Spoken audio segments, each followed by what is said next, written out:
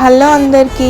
Railway Koduru జాతర అంటే అందరికీ తెలిసిందే. ఇది చాలా పెద్ద స్పెషల్ జాతర అని.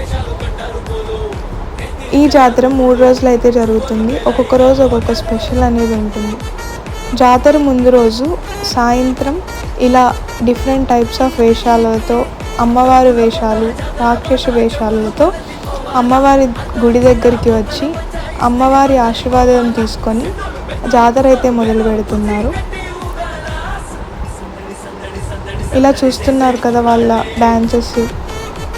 నెక్స్ట్ అలానే ఊర్లో ఉన్న ప్రతి ఒక్కరూ వచ్చి ఈరోజు సాయంత్రం నుండి రేపు పొద్దున్నే అమ్మవారు వచ్చే వరకు ఇలా మల్లెపూలు అయితే అమ్మవారి పీట మీద వేసి దండం పెట్టుకొని వెళ్తారనమాట.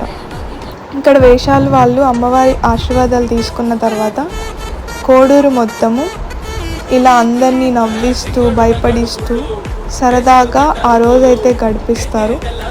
నెక్స్ట్ ఈవినింగ్ అమ్మవారి పల్లకి అయితే స్టార్ట్ చేసి అంకాలమ్మ టెంపుల్ దగ్గరికి వస్తుంది. అక్కడ డీజే అయితే పెడతారు. అది నెక్స్ట్ పార్ట్ 2లో చూద్దాం.